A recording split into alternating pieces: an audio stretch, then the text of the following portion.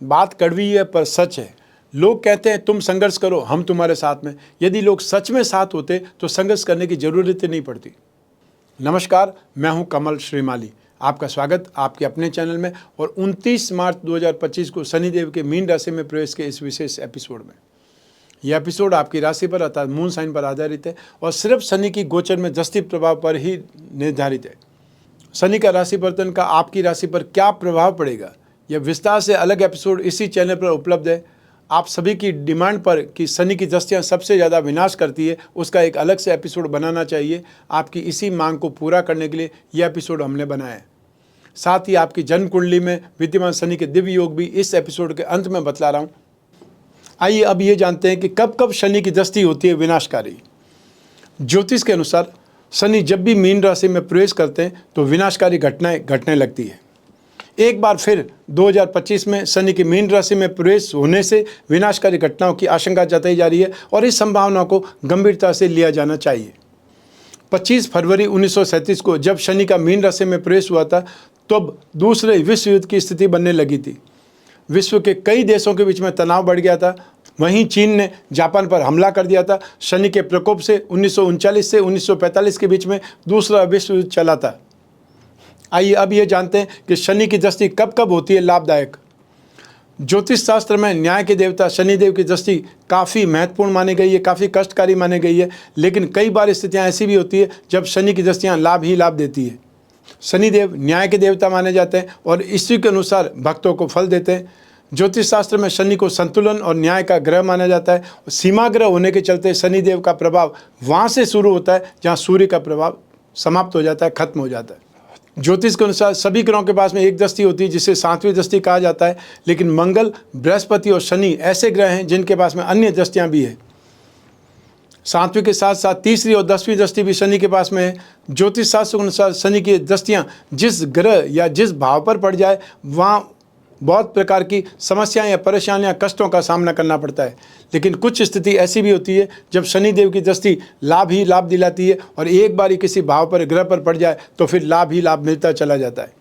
शनि की दृष्टि अपनी राशि पर या उच्च राशि पर हो तो लाभ ही लाभ कराती है।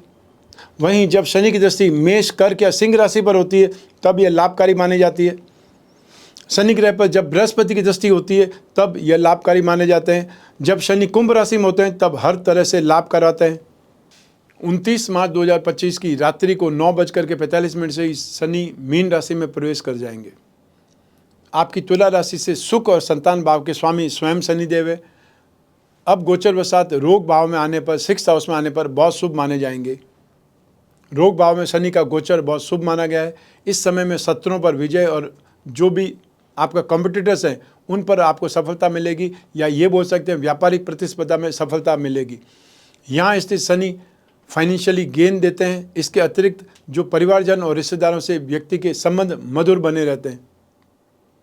लेकिन जब जब शनि वक्री होंगे अर्थात 13 जुलाई से 28 नवंबर 2025 तक आपको किसी बीमारी के प्रति सावधान रहना पड़ेगा। पारिवारिक मुद्दे, फैमिली मैटर्स और वो भी इस पर प्रॉपर्टी से संबंधित जो होंगे वो विवाद पकड़ सकते हैं। व्यापार से जुड़े शत्रु आपको नुकसान पहुंचाने का भरपूर प्रयास कर सकते हैं। और जो स्टूडेंट्स कोई एग्ज़ाम, कंपटीशन एग्ज़ाम की तैयारी कर रहे हैं उन्हें विशेष तौर पर सफलता मिल सकती है। हालांकि शनि यह भी बताते हैं कि ज़्यादा मेहनत ही आपको सफलता देगी।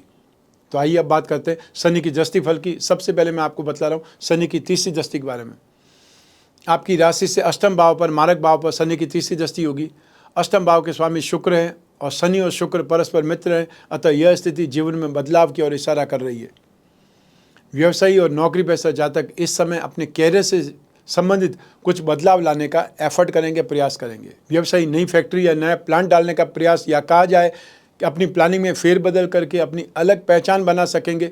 शानदार तरक्की होना संभव है। वहीं नौकरी पेशा लोग इस समय में नौकरी बदलने का प्रयास करते नजर आ सकते हैं। हालांकि इस डिसीजन को आपको 13 जुलाई से 28 नवंबर 2025 के बीच में लेने की गलती नहीं करनी है। इस समय काल को टालना है जब शनि वक्री होंगे। प्रेतक संपत्ति से संबंधित जो चर्चा है वो घर में बढ़ेगी। इस संपत्ति के माध्यम से आप लाभ भी कमाएंगे, लेकिन इस संपत्ति से संबंधित कानूनी मामलों में सावधानी बरतनी पड़ेगी। कोई भी ठोस कदम उठाएं उससे पहले किसी वकील से सलाह मशविरा अवश्य करें या कोई एक्सपर्ट ओपिनियन जरूर लें। आइए अब बात करें शनि की सप्तम दृष्टि की। नाश भाव पर अर्थात 12th हाउस पर शनि की सप्तम दृष्टि कन्या राशि पर होगी। कन्या राशि के स्वामी बुध, शनि और बुध परस्पर मित्र हैं, अतः यह स्थिति आपके लिए पॉजिटिव सिद्ध होने वाली है। शनि के इस गोचर काल के दौरान आपके खर्चे बढ़ सकते हैं, हालांकि अन्य सोर्सेज से, संपर्क सूत्रों से, एफर्ट से आप उसकी भरपाई भी समय समय पर करते जाएंगे। इस समय आकस्मिक धन प्राप्ति का संयोग भी घटित हो सकता है। जो स्टूडेंट्स फॉरेन यूनिवर्सिटी में एडमिशन के लिए एफर्ट कर रहे हैं उनके लिए समय सक्सेस देने वाला सिद्ध हो सकता है। और जो नौकरी पेशा जातक मल्टीनेशनल कंपनी में एमएनसी में काम कर रहे हैं उन्हें भी किसी प्रोजेक्ट के लिए या कोई सब्जेक्ट में या प्रमोशन दे करके एब्रॉड जाने का मौका मिल सकता है। यह ध्यान जरूर रखें कि विकल्प नामुमकिन नहीं है पर रास्ता आसान भी नहीं है, इस पर आपको ध्यान देना है। आइए अब बात करें शनि की दशम दृष्टि की। पराक्रम भाव पर 3rd हाउस पर शनि की दशम दृष्टि धनु राशि पर होगी।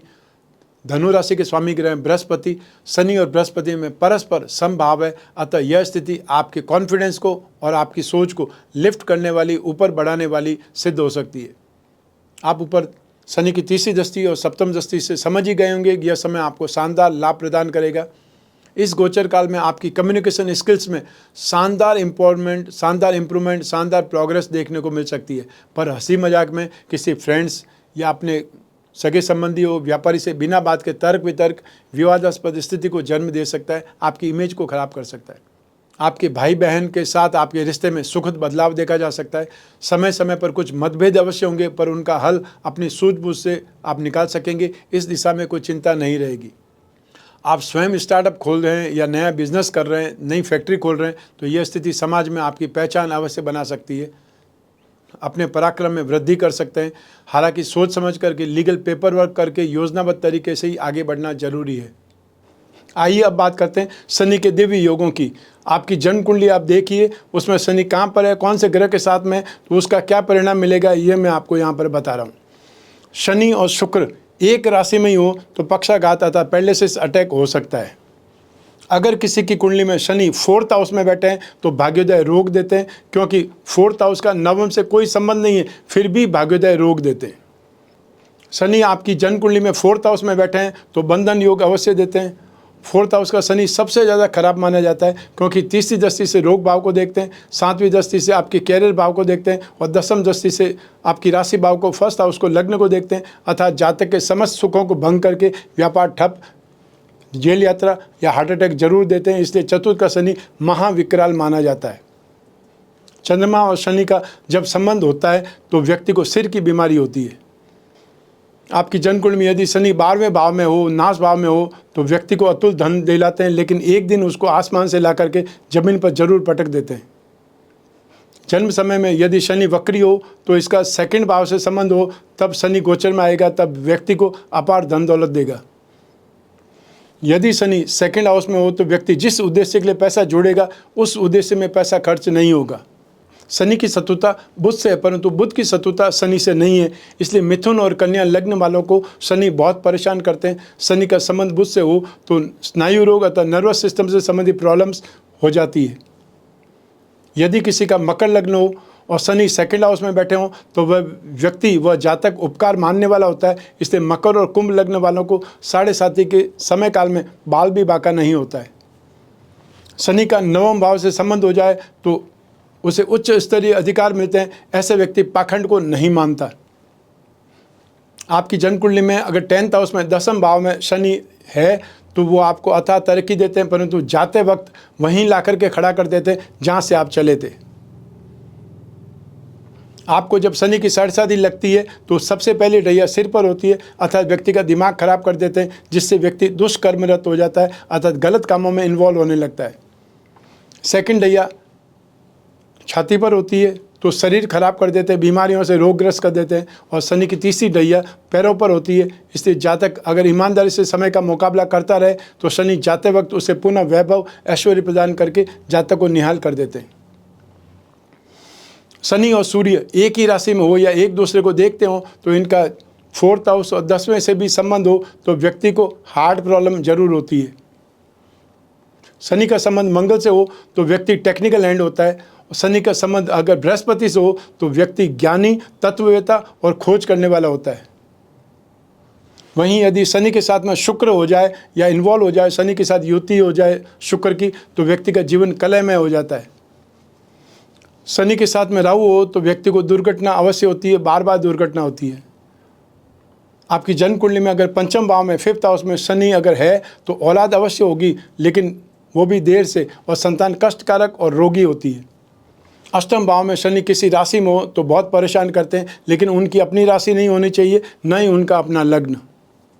अष्टम भाव का शनि दीर्घायु योग देते आता है, दीर्घायु देते हैं, लेकिन बीमारी के कारण जीने की इच्छा नहीं रहती, क्योंकि अष्टम से शनि दसम 2nd हाउस को देखते हैं तो पिता से विचार नहीं मिलते, नौकरी नहीं करते, और नौकरी करते हैं तो बेमन से। 7वीं दृष्टि से परिवार के भाव को देखते हैं, जिससे परिवार में रहने की इच्छा नहीं रहती। 10वीं दृष्टि से पंचम भाव को, शिक्षा और संतान भाव को देखते हैं तो संतान सुख नहीं मिलता, लेकिन पुत्र अवश्य प्राप्त होते हैं। तो आइए अब बात करते हैं शनि के उपायों की। हर राशि को शनि का शुभ फल प्राप्त नहीं होगा, और हर राशि को शनि का अशुभ फल मिले ऐसा भी नहीं है।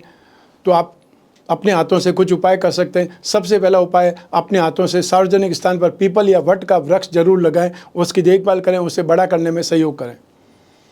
हर शनिवार को सूर्योदय होने के बाद में 1 घंटे के भीतर भीतर आपको काले रंग की वस्तुओं का जरूरतमंद को दान देना चाहिए। हर शनिवार को देसी चने की सब्जी और तेल में पकाई हुई पूरियों के पैकेट बना करके जरूरतमंदों के मध्य बांटें, उससे भी शनि का कुप्रभाव का शमन होता है, अर्थात आपको राहत मिलती है। शनि यंत्र की अंगूठी, जब भी शनि का गोचर हो या शनि आपके लिए प्रतिकूल हो, शनि की साढ़े या ढैया हो, तो आपको शनि यंत्र की अंगूठी धारण करना शुभ रहता है। और जिन्हें शनि की साढ़े या ढैया है, वे विशेष रूप से शनि यंत्र के साथ में नीली जड़वा करके लॉकेट के रूप में धारण करें। शनि पिरामिड या नवग्रह दोष निवारक पिरामिड अपने बेडरूम में, अपने शयन कक्ष में, सोने की जगह के आसपास रखें। इससे माइंड, बॉडी और सोल, ये तीनों ट्यूनअप होती है, अर्थात आपको जो डिप्रेसिव थॉट है, नेगेटिविटी है, शारीरिक रोग है, उससे राहत मिलती है। शनि के एकाक्षरी बीज मंत्र का आपको जाप करें, वो है ओम सम शनिश्चराय नमः। और या फिर शनि के जो बीज मंत्र हैं उनका आप जाप कर सकते हैं, ओम प्राम प्रीम प्रोम सह शने नमः। और जो माँ गायत्री के उपासक हैं वो शनि के गायत्री मंत्र का जाप कर सकते हैं, ओम भग भवाय विद्महे मृत्यु पुरुषाय धीमहि तन्नो शनि ही प्रचोदयात्। आपसे यथासंभव जितना भी हो सके आपको शनि शांति के उपाय जरूर करने चाहिए। तो ये था शनि के मीन राशि में आने पर शनि की दृष्टियों का आप पर क्या प्रभाव पड़ने वाला है, आपको शुभ फल मिलेगा या अशुभ फल मिलेगा। इसकी ज़्यादा जानकारी आप अपनी जन्म कुंडली के संदर्भ में भी जान सकते हैं, क्योंकि जन्म कुंडली आपकी अपनी होती है और आपकी अपनी डिटेल से ही बनती है। लेकिन फिर भी जब जीवन में समस्याएं ज़्यादा हो या भविष्य में झांकना हो, कोई बहुत बड़ा डिसीजन लेना हो या कुछ दुविधा हो, भ्रांतियाँ हो, उसका निराकरण चाहिए, तो व्यक्ति को अपनी जन्म कुंडली का विश्लेषण कराना चाहिए, समय समय पर कराना चाहिए, 1 वर्ष में 1 बार जरूर कराना चाहिए। यदि आने वाला समय अच्छा है, शुभ है, पॉजिटिव है, तो आप ज़्यादा उत्साह के साथ में काम करेंगे, ज़्यादा काम करेंगे, डेयरिंग से काम करेंगे, आपका कॉन्फिडेंस ज़बरदस्त रहेगा, उससे आपको फ़ायदा ज़्यादा होगा। और यदि आने वाला समय नेगेटिव है, तब आप अपने आप को सावधान करेंगे, नुकसान से बचने के एफर्ट करेंगे, और सावधानी से जितना आपका नुकसान बच जाएगा वो आपकी गेन है। तो ऐसी स्थिति में अपनी जन्म कुंडली विश्लेषण से हर हालत में आपको लाभ ही लाभ मिलेगा, नुकसान होने का प्रश्न नहीं है। तो ऐसी स्थिति में जब भी जिज्ञासा हो अपनी जन्म कुंडली विश्लेषण की, स्क्रीन पर दिए हुए नंबर पर संपर्क स्थापित करना है, चाहे वीडियो कॉन्फ्रेंसिंग के लिए या टेलीफोनिक कंसल्टेंसी के लिए।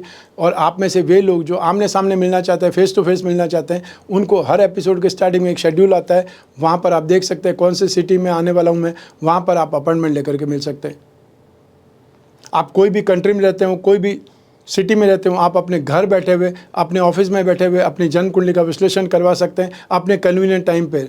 और आप में से वे लोग जो विदेश में रहते हैं, हम उनके लिए विशेष व्यवस्था करते हैं, उनके अपने टाइम पर हम उनसे बात करने का प्रयास करते हैं, जिससे उनको ईजी रहे। क्योंकि भारत में और विदेश में टाइम जोन का डिफरेंस आ जाता है, जिससे जब यहाँ पे ऑफिस टाइम होता है तो वहाँ पे रात का समय होता है, सोने का समय होता है। तो ऐसी स्थिति में जब आपका समय हो, आप जिस समय चाहते हैं उस समय बात कर सकते हैं, वो हम प्रयास करेंगे। आपको सिर्फ एक छोटा सा ही प्रयास करना है, वो है अपॉइंटमेंट लेने का।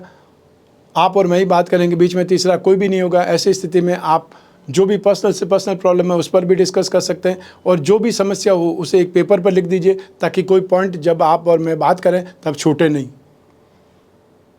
और जो उपाय होंगे वो लिखित में आप तक पहुंचेंगे, या व्हाट्सएप के माध्यम से या ईमेल के माध्यम से, जो भी आपको संचार माध्यम पसंद हो वहाँ से।